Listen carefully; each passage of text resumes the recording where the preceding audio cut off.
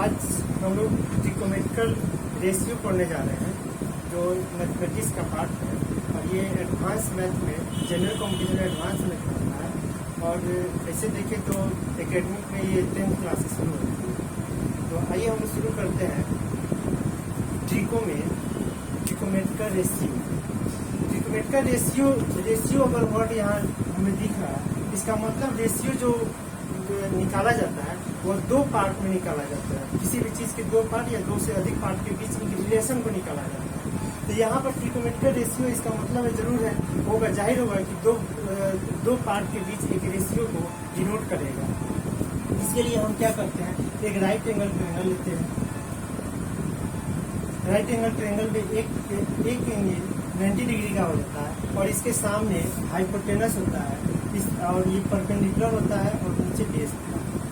अब यही hypotenuse, perpendicular और बेस के बीच एक रिलेशन को डिनोट किया जाता है और इसी को ट्रिकोमेट्रिकल रेशियो बोलते हैं। जैसे अगर हम रिलेशन निकालने के लिए चाहें तो किसके बीच निकाल सकते हैं, P/H के बीच निकाल सकते हैं।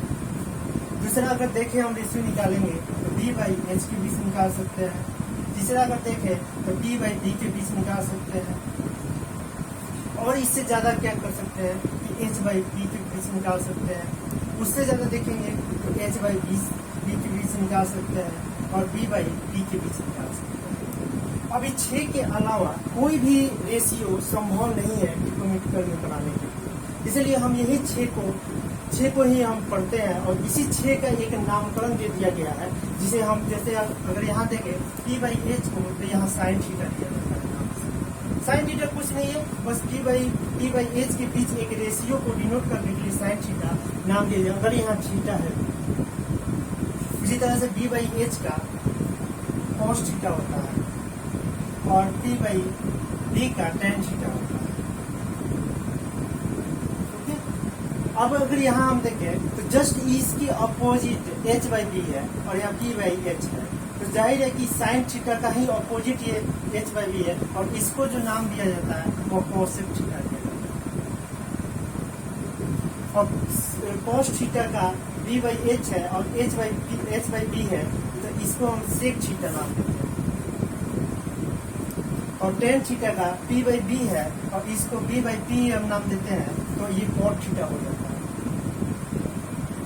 अब इससे ज्यादा कोई रेशियो संभव नहीं है, क्योंकि ये अगर हम कोई भी चीज लिखेंगे तो यही 6 में से ही एक रेशियो बनेगा। इसीलिए 6 का नाम हम लोगों ने ट्रिकोमेट्रिकल रेशियो में हम नाम दे देते हैं cos थीटा सेक थीटा। अब यहाँ पर साइन थीटा का जस्ट अपोजिट कोसेक थीटा हो जाता है और cos थीटा का जस्ट अपोजिट सेक थीटा हो जाता है और tan थीटा का जस्ट अपोजिट cot थीटा हो जाता है। इससे ज्यादा और कुछ नहीं है, बस इसका अपोजिट है। अब इसमें हम एंगल अगर लेते हैं तो 30 degree, 0 degree, 30 degree, 45 degree, 60 degree और 90 डिग्री पर इसका वैल्यू हम लोग देखते हैं। आइए हम एक टेबल बनाते हैं जिसमें sine theta, cos theta, sec theta का वैल्यू हम लोग समझते हैं, पढ़ते हैं क्या होता है।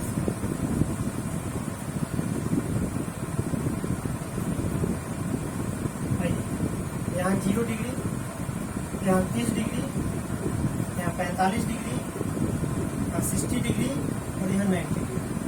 कैसे यूज कर सकता हूँ, साइन थीटा।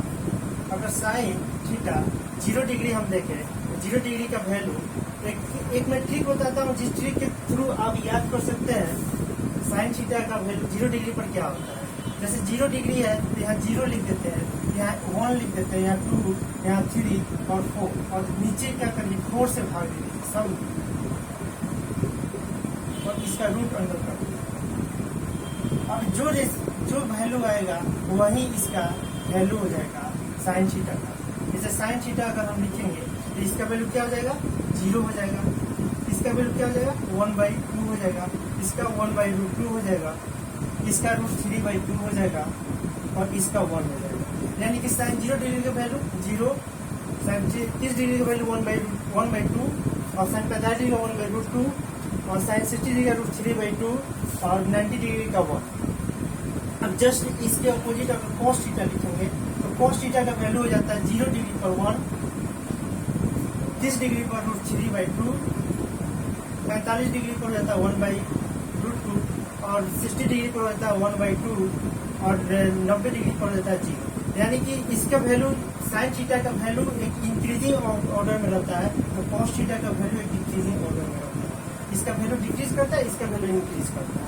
अब टेन थीटा अगर हम लिखेंगे तो टेन थीटा का अगर वैल्यू हम निकालना चाहें तो टेन थीटा बराबर होता है sine theta by cos theta. तो जस्ट हम इसका ये दोनों पार्ट को अगर हम यहाँ पर भाग देते जाएंगे तो इसका वैल्यू हमको टेन थीटा का वैल्यू निकलते जाएगा। जैसे टेन थीटा 0 डिग्री का वैल्यू 0 हो जाएगा, 30 डिग्री का वैल्यू हो जाएगा 1/√3, 45 डिग्री का वैल्यू 1 हो जाएगा क्योंकि इससे हम भाग देते जाएंगे सब में, और 60 डिग्री का वैल्यू √3 हो जाएगा, और 90 डिग्री का वैल्यू 1/0। किसी भी चीज में अगर 0 से भाग देते हैं तो वो अनडिफाइंड हो जाता है, तो इसीलिए यह। अब ये देखिए मैं sine theta cos theta tan theta का वैल्यू जो है 0 degree 30 degree 45 degree 60 degree 90 degree पर हम लोगों ने निकाल दिया। अब जस्ट इसके अपोजिट अगर मैं लिखना चाहूँ साइन थीटा का कॉसेक थीटा 30 डिग्री का वैल्यू क्या हो जाएगा, तो 30 डिग्री का वैल्यू अगर हम लिखेंगे तो यहाँ पर साइन थीटा का अपोजिट होता है, यानी 0 है तो 1/0 तो ये इनफिनिट हो जाएगा। क्योंकि यहाँ पर साइन थीटा के बाद हम यहाँ पर क्या करेंगे 1/0 कर देंगे, 0/0 तो ये इनफिनिट हो जाएगा। यहाँ पर क्या करेंगे 2 हो जाएगा, यहाँ पर √2 हो जाएगा, और यहाँ पर 2/√3 हो जाएगा, और यहाँ पर 1 हो जाएगा। तो इस तरह से कोसेक थीटा का 0 डिग्री पर इनफिनिट, 30 डिग्री पर 2 और 45 डिग्री पर √2 और 60 डिग्री पर 2/√3 और 90 डिग्री पर 1। अब अगर सेक थीटा का वैल्यू निकालें हम तो सेक थीटा जस्ट इसका कॉसेक का अपोजिट हो जाएगा, यानी कि 1 हो जाएगा, ये हो जाएगा 2/√3 हो जाएगा, ये हो जाएगा √2 हो जाएगा, और यहाँ पर 2 हो जाएगा, और ये। अब देखिए सेक थीटा हो गया, टेन थीटा, कॉट थीटा। अभी एक और वैल्यू जो होता है कॉट थीटा का वैल्यू छूट रहा है, कॉट थीटा में यहाँ पर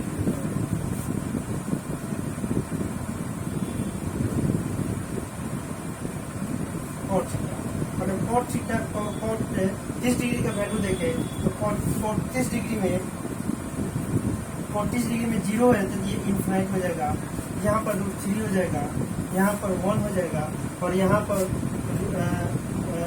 1/√3 हो जाएगा, और इसका हो जाएगा 0 हो जाएगा, क्योंकि इनफिनिट का उल्टा 0 हो जाता है। 1/0 का अगर बात करेंगे 1/0 तो ये तो इनफिनिट हो गया, लेकिन अगर इनफिनिट है तो इसका वैल्यू 0 हो जाता है।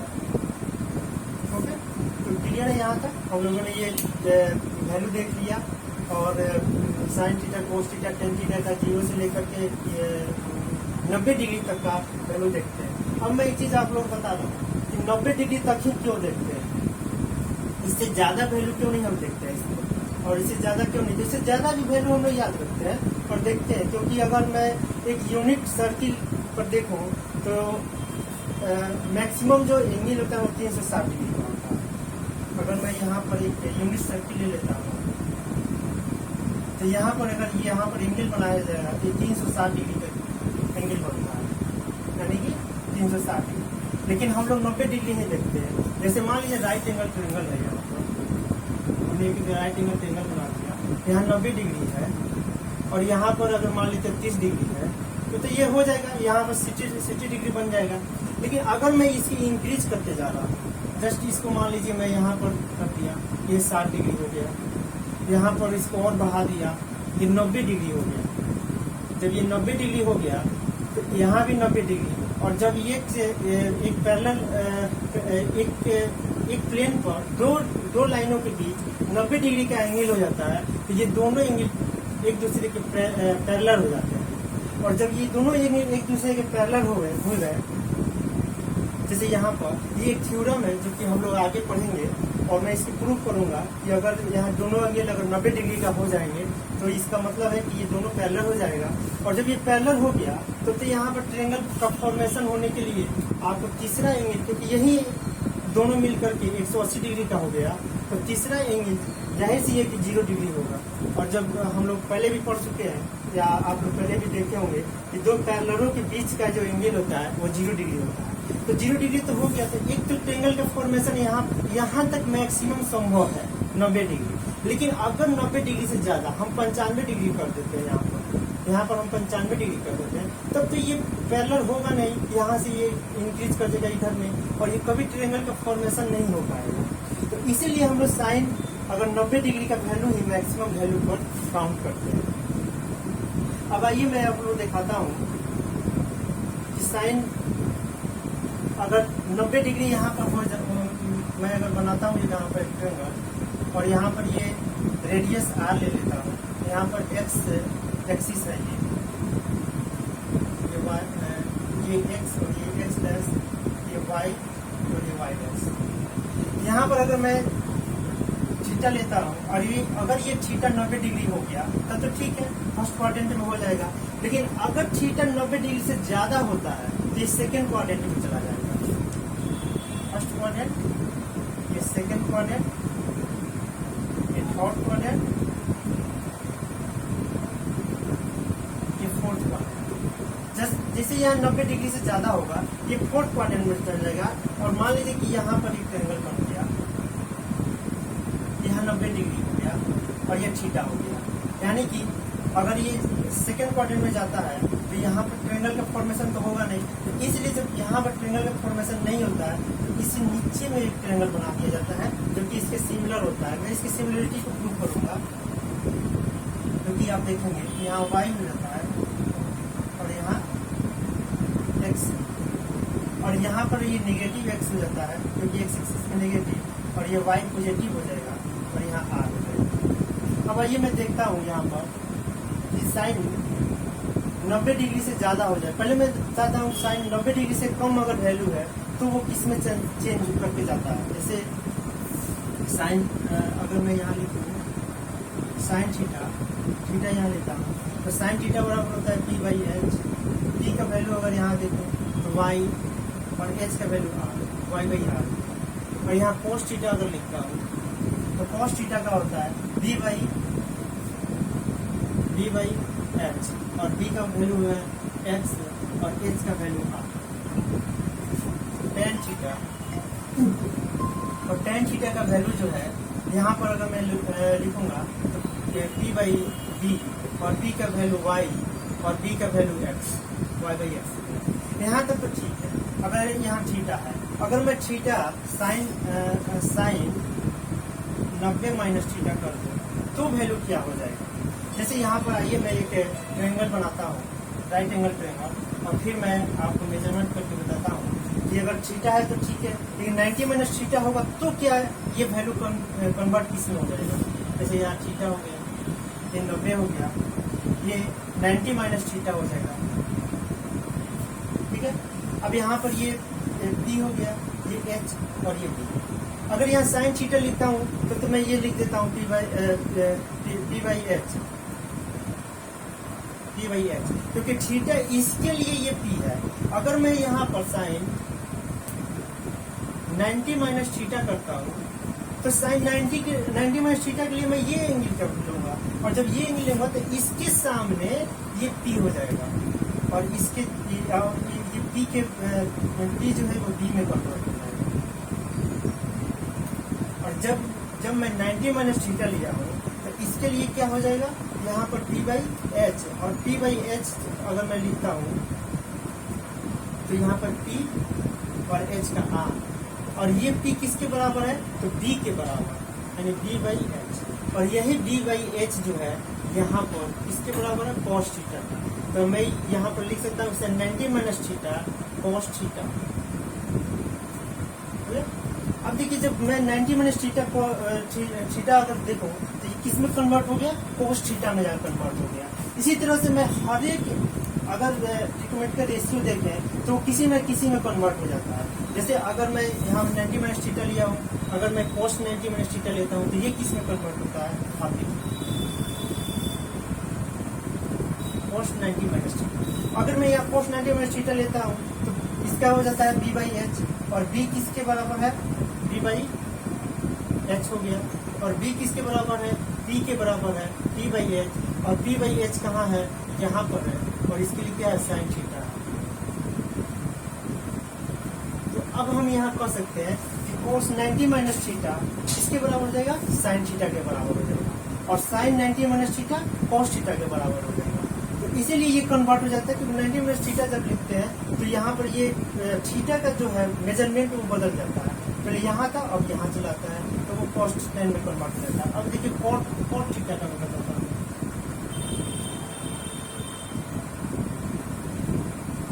अगर यहाँ कोट थीटा में लेता हूँ तो cot theta cot 90 minus theta, cot 90 minus theta 90 minus theta लेता हूँ, 90 माइनस थीटा के लिए बी बाई बी, और बी इसके लिए क्या है, बी बाई बी, और पी के सामने क्या है, बी है, और बी के सामने क्या है, पी है, तो पी बाई बी, और पी बाई बी क्या होता है, कोट थीटा।